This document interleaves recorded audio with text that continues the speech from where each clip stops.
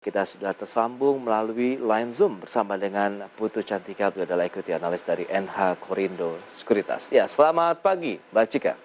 Selamat pagi Mas Pras, selamat pagi pemirsa IDX. Baik, terima kasih atas waktu yang sudah diberikan. Kita akan langsung saja mereview setelah kemarin libur begitu untuk Idul Adha. Sekarang market sudah opening lagi. Bagaimana nih Anda melihat kalau kita penutupan Wall Street kemudian di wilayah Eropa kan positif semua nih, kecuali Asia yang kemarin sempat mengalami tekanan dan indeks harga saham gabungan. Sementara opening market pagi ini Jepang positif, kemudian Korea Selatan pun positif. Sejauh mana ini dampaknya terhadap market di dalam negeri?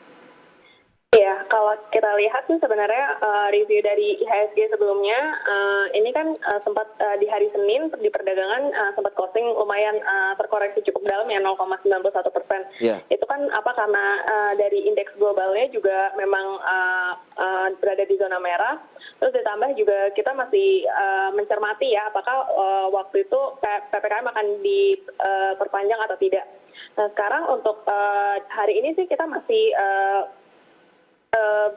memproyeksikan kalau misalnya IHSG masih akan berada di range di 5950 sampai di 6130 dan mungkin peningkatannya juga masih akan tertahan sih karena pemerintah sudah kemarin sudah memutuskan untuk memperpanjang lagi PPKM sampai dengan tanggal 25. Namun akan kembali dibuka secara bertahap apabila kasus COVID-19-nya sudah mengalami penurunan.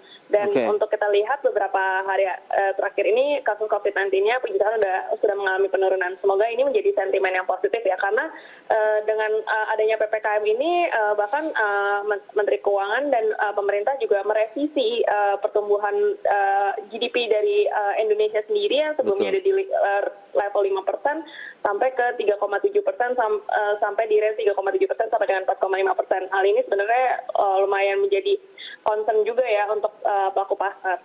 Baik, nah lantas dengan kondisi seperti ini, kemudian kemarin pemerintah sudah mengumumkan untuk memperpanjang sampai dengan 25 Juli mendatang. Anda melihat tekanannya akan lebih terasa lagi atau tidak? Karena kita lihat indeks masih mencoba terus bertahan di level psikologisnya 6.000. Sementara optimisme di luar negeri dengan pemulihan ekonomi yang lebih cepat di Amerika Serikat dan Eropa seharusnya bisa mendorong dong, ataupun bisa menjadi trigger untuk pergerakan indeks di Indonesia.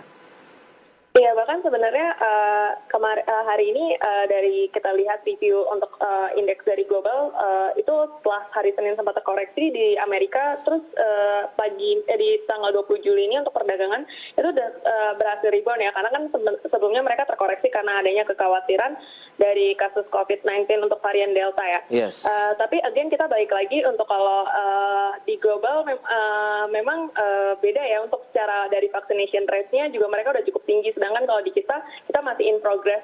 Jadi sebenarnya kita melihat untuk beberapa hari ke depan ini IHSG lagi pergerakannya masih ada di range sekitaran 5950 atau di around 6.000 lah level psikologisnya sampai di 6130. Baik, tapi dengan kondisi seperti ini apakah justru menjadi peluang karena indeks dan juga mungkin ya kalau kita lihat Mbak Cika beberapa saham sedang mengalami koreksi yang cukup dalam sehingga ini bisa dikatakan cukup murah lah ataupun diskon yang sedang tersebar cukup banyak. Iya, untuk beberapa saham sih memang kita bisa cermati untuk jauh lebih selektif aja sih untuk kira-kira apakah sentimennya maupun juga secara fundamentalnya seperti apa. Oke.